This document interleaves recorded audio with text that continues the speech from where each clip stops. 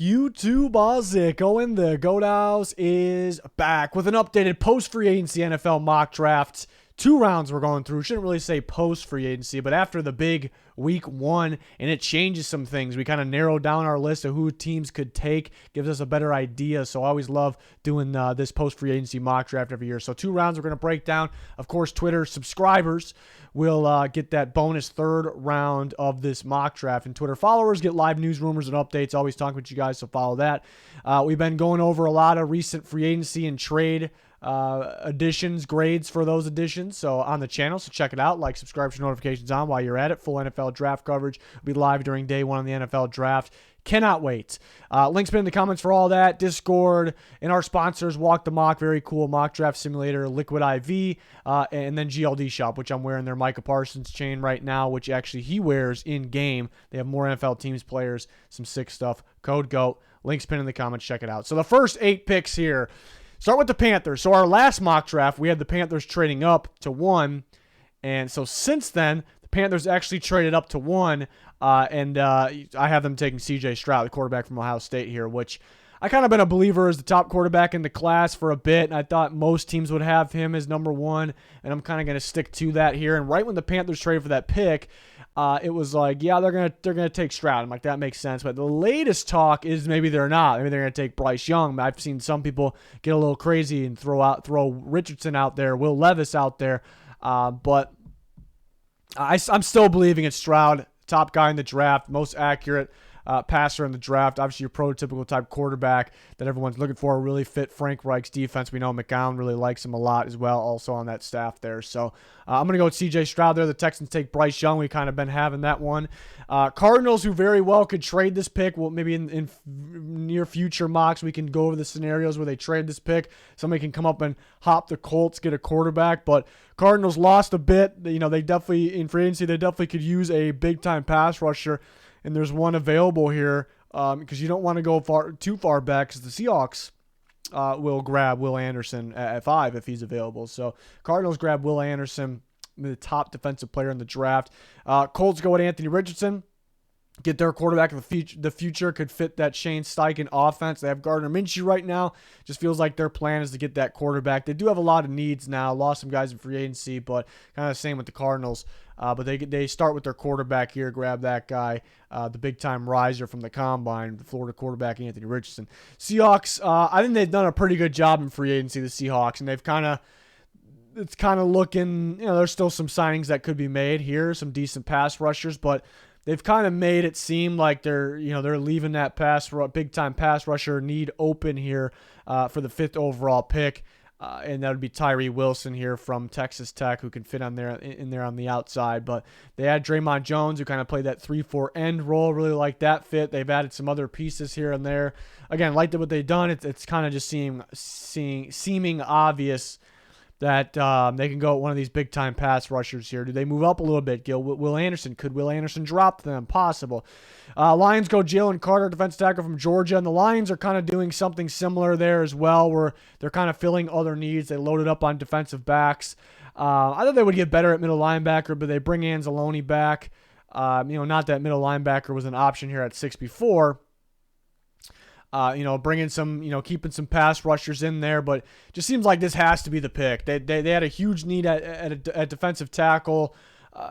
Going into free agency, they still have it. There's a pretty big difference between Carter and the rest of the group. I do like Brian Bruzzi from Clemson. They can maybe get him with their later pick, but who are they going to take here? The other option.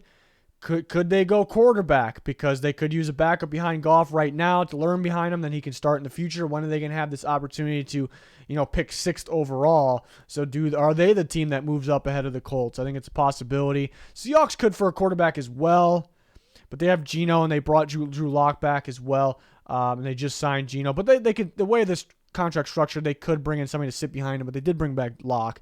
So the Lions almost have to go Jalen Carter here because they need another big-time D tackle in there, which I thought, with some really good ones in free agency, I thought they maybe would grab one of those guys. So they go Carter, who can slip a little bit for off-the-field issues, but just too damn talented to slip even more, and the Lions could definitely use him.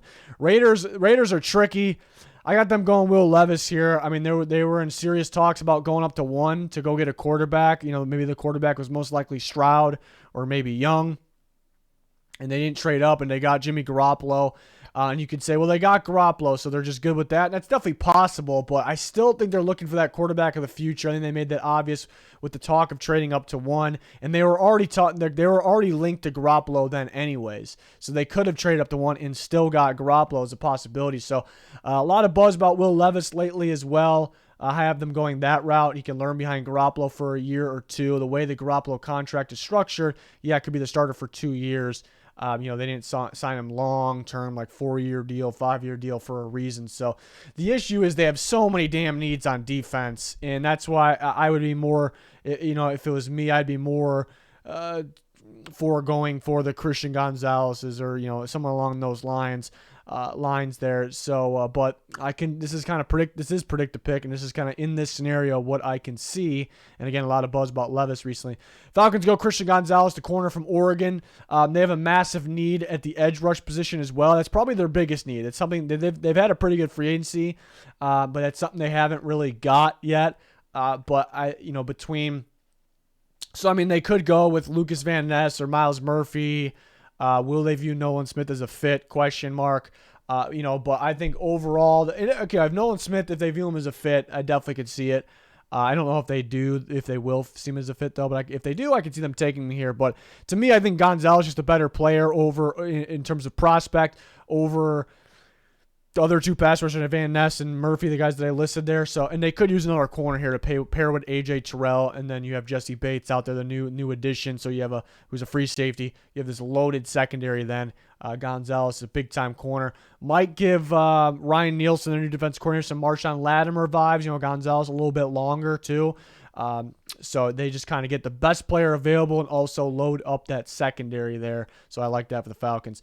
Bears are now locked into that 9th pick. The Bears are an interesting one when it comes just their offseason in general, but especially the mock drafts, because why I usually love the post-free agency mock drafts is you really can narrow it down on their big, what we thought they would take before, what we think the Bears were going to do before, maybe edge, maybe D tackle, maybe right tackle. Well, here we are after the first big wave of free agency, and we're kind of saying the same thing. They could go edge, they can go tackle. If Jalen Carter slips through, they can go D tackle. So they've added some big-time players and had pretty good free agency, but they still have those massive needs out there. So I can see, again, in this scenario with Jalen Carter off the board, I can see tackle, I can see edge, offense tackle or edge. They could trade back again because they still have a lot of needs, and they've made a lot of one-year deals in free agency, so they still going through that rebuild. But I'm going to go Paris Johnson Jr., and they'll plug him in at right tackle. They were very much in on Mike McGlinchey. After they missed on him,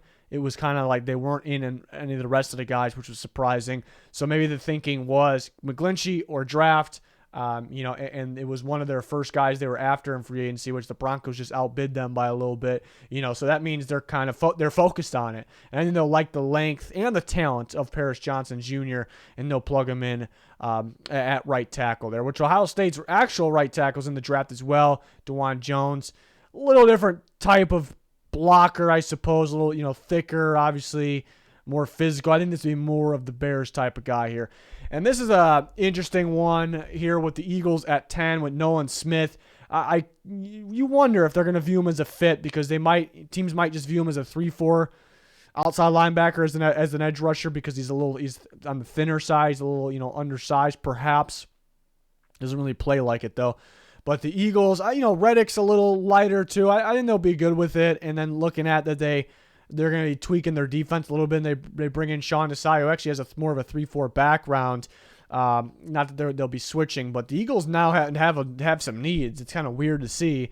But Nolan Smith, best player available, and a guy they could use definitely on their defense. Nolan Smith, yeah, the only knock is, well, he did have that pec injury at the second half of the year this year, and he's a little undersized, but he doesn't really play like it. He's actually really good stopping a run.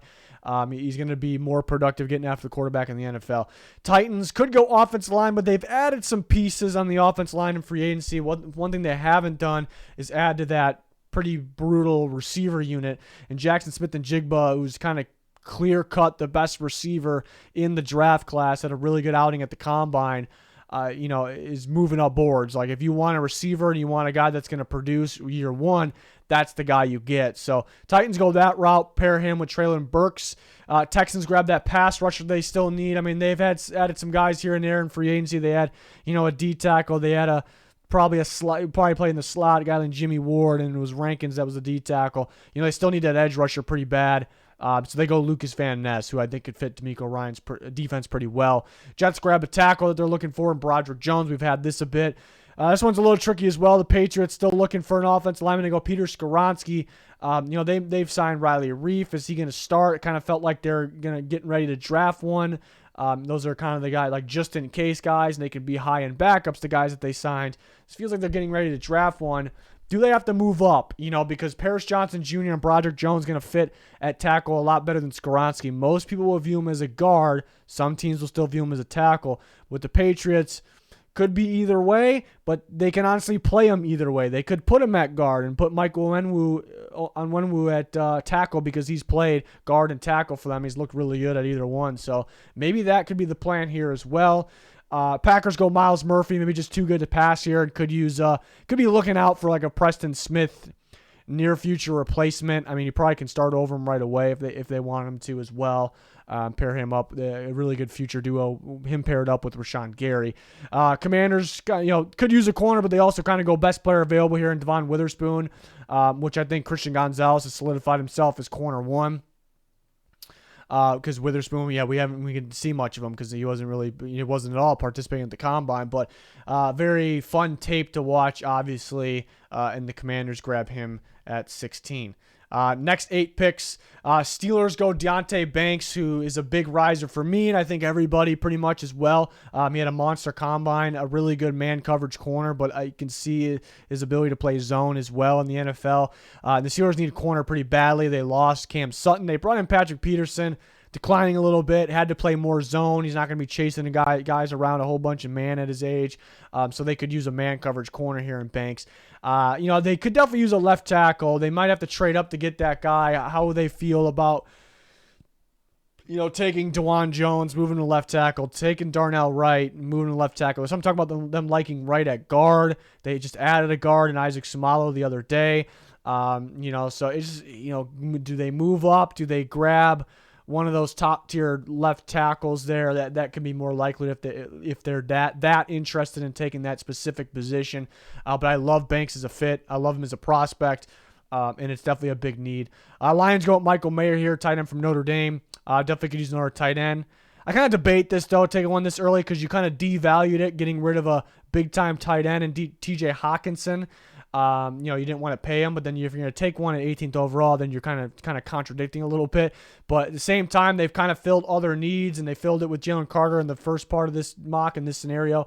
Michael Mayer just seems like a Dan Campbell type tight end, a guy that he could be very interested in. Maybe they were kind of looking ahead, like, we can move on from Hawkinson and get some picks because there's a couple pretty good tight ends we can take in the future draft, and we have 2 first-round picks, so it could make some sense. Buccaneers go Darnell Wright, Tennessee tackle, who's been getting a lot of buzz lately. Some talk about them moving Tristan Wirfs to left tackle because he's just that talented. And then Darnell Wright played right tackle. I think he'll be a pretty good one in the NFL day one. So that could be the case there. Put Wirfs at left tackle, right tackle. Seahawks go Joey Porter. Another, they could use another corner. Is it the biggest need here? You could debate that. But just too good to pass. Like another one, just maybe best player available, lengthy corner here to pair it Tariq Woolen, elite future cornerback duo there perhaps. Seahawks, really getting that roster together here. Could see Could see Brian Bruzzy as well because they could use another interior defensive lineman. I thought about that one here. Chargers go Bijan Robinson, Texas running back. Eckler wants a trade. I'm not really going to sit here and say he's definitely not going to be on the Chargers. Like, he very well could be on the Chargers, but they definitely could use another back for that Kellen Moore offense. You get the best one in the class here. Ravens go Jordan Addison, receiver from USC. Maybe a little underwhelming of a combine. Nothing too serious. Measurables were a little, he's a little shorter than I thought he was, but a big-time playmaker. The Ravens can definitely, they've been dead quiet in free agency. It's just the whole Lamar Jackson situation, so they definitely could be looking to add that receiver, kind of take that position a little more serious now and grab him. Vikings cut Adam Thielen. He just signed with the Panthers. That was yesterday. They definitely can use another receiver. Jalen Hyatt makes a lot of sense. A speedy downfield receiver from Tennessee. I think that helps stretch the field out, especially with Justin Jefferson, sometimes doubled, sometimes tripled. If you got a deep threat that teams have to worry about, take a guy away off the top. That really can help the offense. Hyatt with Jefferson, the other group of guys they have. So I thought that one made a lot of sense. They could go a couple routes there. Kind of been constantly mocking them corner. They could still use another starting corner, but they did add Byron Murphy. That was absolutely huge in free agency. And the Vikings surprisingly have made some splash moves there. Next 8 picks, the Jags lost their right tackle and Juwan Taylor. Now they very well could just take Cam Robinson or Walker Little and move him over to the right side, because Cam Robinson was a solid left tackle for them. He got hurt. Walker Little filled in. He was pretty good, so they can just use those two guys as starting tackles. They valued having an extra guy in there. Walker Little has had durability concerns throughout his career, and then Robinson had the injury pop up last year. So you don't want to be in a scenario where you're just without both your tackles. It's a possibility. I think they'll kind of focus on that right tackle spot. DeJuan Jones played there. Obviously in Ohio State, they could be interested a little more in Darnell Wright if he drops. Or could they trade up? Probably not, but possibility. Giants go Brian Branch. I like this fit a lot. They just lost Julian Love, who's kind of a do-it-all type of defensive back. Play in the slot, play safety, and that's what Brian Branch is. And Brian Branch has more. And Julian Love's a good football player. It was a tough loss for the Giants, but if they got Brian Branch, it would not look like a tough loss because, who's better day one? You probably could say Julian Love, but who's got more upside to be the better player? Brian Branch. And who actually fits this man-covered scheme a little bit more? I'd say Brian Branch. So I actually love that fit in Martindale's scheme. Again, could play kind of that slot role, can line him up at strong, at free if you need to, but you do have Xavier McKinney as well. The Cowboys go Jahmyr Gibbs, big time running back from Alabama, explosive. That pass catching ability after the catch, with the ball in his hands. Yards after carries or after the catch, I should say. And then Tony Pollard come off that injury. Is he going to miss some time? They moved on from Zeke. And Pollard has a 1-year deal on that franchise tag, obviously. So adding Gibbs could be big time for this offense. They trade for Brandon Cooks, so they probably no longer need a top receiver. Probably going to grab one still, but a little later. Brian Bruzzy, which it's a guy that I could see going a lot earlier. I could see him going in this range. I could see him going a lot earlier at a big-time combine. It's a big-time player with a lot of upside here. The Bills could definitely use some interior help. They've been a little underwhelming there, even though they have a number of guys, that have potential, but you get better here at Brian Bruzzy. And then the Bengals go Osiris Torrance. Could use a right tackle. The Bills could use a right tackle as well, but they're going to insist on Spencer Brown, I feel like. And they could use a guard. They bring in Connor McGovern. Do they insist on him starting? The Bills, that is. For the Bengals, they could use a right tackle because they're going to trade Jonah Williams, it sounds like, and then La'el Collins is either going to be moved on from or he's going to have one more year left. Then they're going to move on from him. But they could use one more guard as well, and Osiris Torrance. And I don't like the right tackle value here. I think DeJuan Jones or Darnell Wright if they slip through. But Osiris Torrance could be a plug-and-play starting guard for the Bengals. So the offensive line with Orlando Brown, Torrance really starting to come together here. Saints go Keon White. They grabbed that edge rusher. They could use. They lost Davenport. They can use another edge. They could have used interior guys. They had a couple of those guys in free agency, but Keon White's a guy that can start off the edge, but you also could slide him inside if you want to as well. Big body guy, pretty athletic for his size. Did come up with a hamstring during his pro day, so that was tough. Nothing really to worry about there. But the Saints grab him. Eagles go Julius Brents, who had a big time combine, super long corner, obviously very good in zone, upside in man. Definitely feels like a late first round pick now. Eagles did bring back Bradbury, and they end up bringing back. They were going to cut Slade, and they bring him back. But I still would look out for corner here because Slay, even though it's now in total a 3-year, we still don't have the exact details on that. It's a 2-year extension on top of the 1 year is the way it was reported. So it'd be 3 years, or do they just get rid of that 1 year, make it a 2-year deal? We're still waiting on the numbers. It's a lot of money. I would imagine, knowing Slay's age, knowing Howie Roseman, I would imagine that is structured for the way to almost turn it into a 1 or 2 year deal, 2-year maximum. So they'll be still looking out for their corners. Brent's, there's some talk about him kind of being moved around a bit. He can line up at safety because he has that kind of play style and he has that length. Could you line up in the slot? It's a really long slot guy, but I think it's a guy that I like him mainly at outside corner. Don't get me wrong, but you can move around a bit. So the Eagles could use a guy like that, kind of help in multiple situations, and probably the best player available at this point. And the Chiefs replaced Juju Smith-Schuster, their slot receiver, with another slot receiver. Different measurables on this one compared to Juju, but a big-time slot receiver in Zay Flowers. Explosive, gets separation, great after the catch as well, speedy. So the Chiefs get even faster, better at the receiver position there. On to the second round. Again, the third round will be for Twitter subs on Twitter there. Steelers grab their tackle now with Anton Harrison, Oklahoma. Pretty solid combine as well. Kincaid could very easily, we're going to start to see some guys that can very easily go in the first round, and we start to learn how talented this draft class is. Dalton Kincaid could go in the first round, so the Texans grab their tight end there. Really good route running tight end, pass catcher. Keely Ringo could go in the first round. Super athletic and was talented at Georgia. Cardinals grab that corner they need. Quentin Johnston could go in the first as well, but you do worry about, those TCU receivers kind of getting stuck on one side, only running a couple of routes, and he had some drops as well, but the Colts looking for a receiver. They grab him. Will McDonald, I can definitely see, I'm good with him going in the first round. This is a guy that's got, I think, a lot of upside. I think Iowa State kind of played him out of position. And I think he didn't really fit that scheme, but he found a way to fit it, and he was very productive. So I think he'll fit that, replace Leonard Floyd, for an example there. Seahawks go Hendon Hooker, so now they grab maybe that quarterback of the future. I think it would be really good fit, a Geno Smith type quarterback with way more upside. So you get healthy, learn from him, and then probably be his backup again next year when Drew Lock is a free agent, and then maybe take over the start of the year after.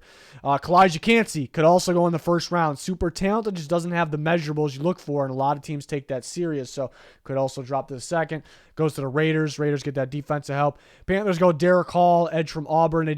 I had Leonard Floyd pegged to them. He is still a free agent, so that kind of still be my predictions, but if they do get him, maybe they don't take an edge here, but Derek Hall is a good stand-up 3-4 edge rusher, which the Panthers definitely could use, but it was kind of huge. The Panthers held on to that pick right there.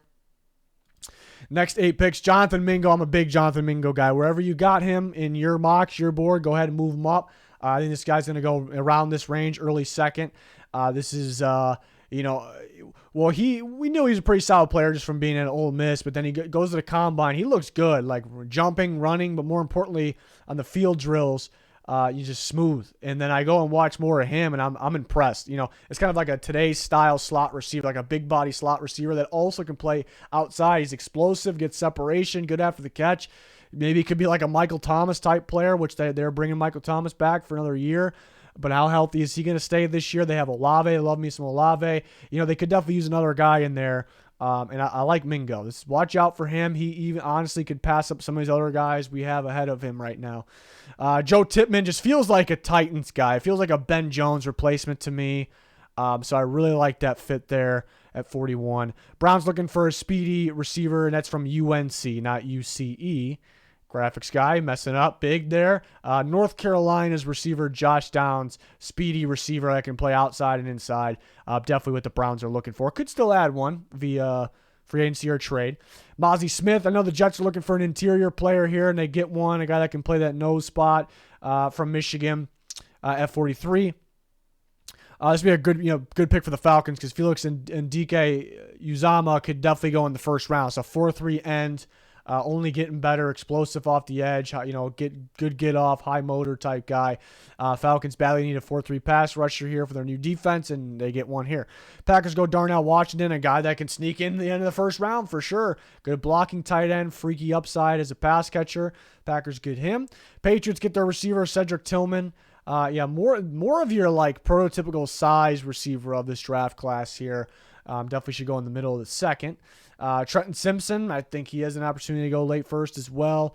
Maybe replace Cole Holcomb here for the Commanders, who they lost to the Steelers in free agency. Drew Sanders for the Lions, another guy that could go late first. Blitzing linebacker, pretty damn flashy this year, all over the place. The Lions could mix him in. Could be an Anzalone replacement, but they did re-sign him.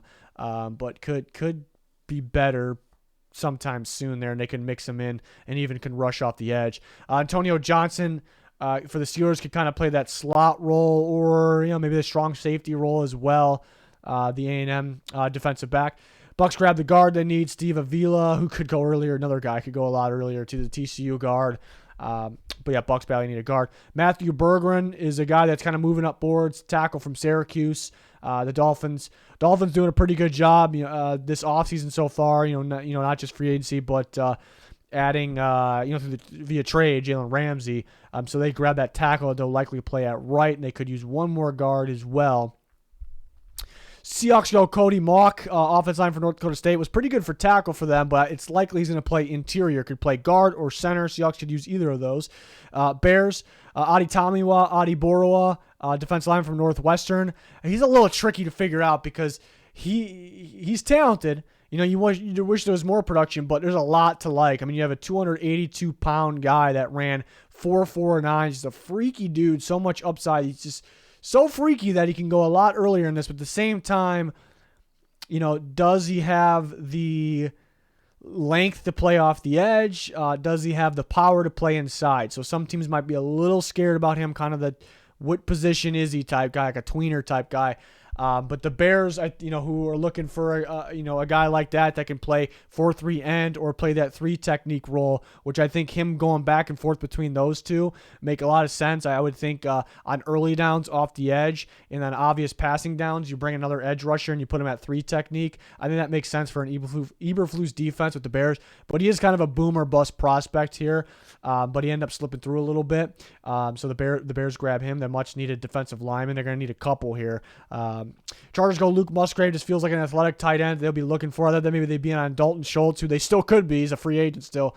But maybe not. Maybe, they brought back Parham. They could be looking to add another one like this in the draft. Lions added some DBs, but I have them grabbing another one here in Cam Smith.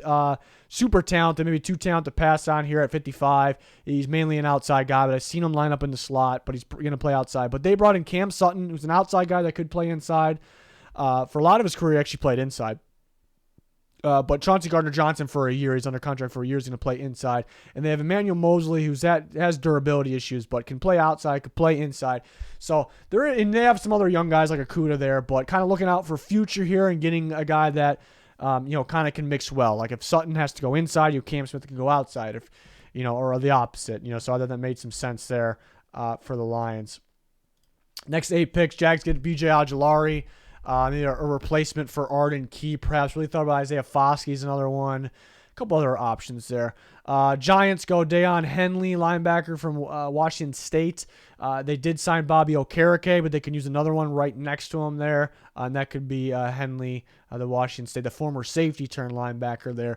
Cowboys go Sam Laporta, physical tight end from Iowa, who's been boosting his stock a bit. And could replace Dalton Schultz there. And they do have some other options in there. Bills get Jack Campbell to replace Tremaine Edmonds, the Iowa linebacker, who also had a pretty good combine as well. Bengals lost Samaje Perine, and it might be just maybe one more go with Joe Mixon. So they get Zach Charbonnet, the impressive UCLA running back there. Reminds me a lot of DeMarco Murray. I've kind of been saying that, and I see others kind of comparing to him now, just the same running style, and the Bengals would like him. Bears grab their center, so now their offensive line's kind of complete in this scenario because they added Nate Davis, the guard, in free agency. Then they added Paris Johnson Jr. For the right tackle for them in this mock draft. Now they add their center. They could go Nate Davis and Tevin Jenkins at guard, then move Whitehair to center because he has experience there. So maybe they think they don't need a center, but I still think they're looking out for that guy of the future here. Michael Schmidt's still available, so they grab him. Sidney Brown for the Eagles, maybe to replace Marcus Epps, that style player here with more upside, a guy that can play strong or free, really good attacking the ball underneath as well. He had really good tape. And he was underrated. He had a standout Senior Bowl, was underrated. I mean, not as underrated, then had a standout combine. And we're starting to realize here that he can go in the back end of the second round. The Chiefs grabbed their pass rusher. They did bring in a Menhu. They lost Clark. They brought in a Menhu. They can still use another guy there because remember last year they used Clark, Karlaftis, and Dunlap. So they bring in Foskey. But some thought from me that maybe they want to use Willie Gay off the edge a little bit more here. So and they could use a right tackle because they don't have Andrew. And they brought Jawan Taylor in, who's a right tackle, but they're going to move him to left. Andrew Wiley, they lost, so they could use a right tackle here.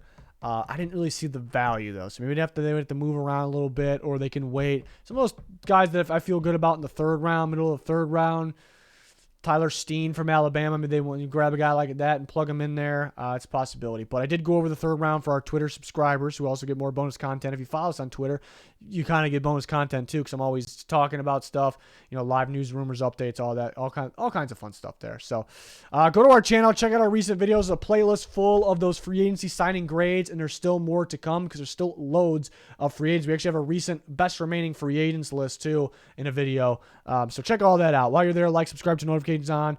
We much appreciate any link you're looking for our sponsors, Twitter, Discord, pin in the comments. It's going to do it. Thanks for watching. Goodbye.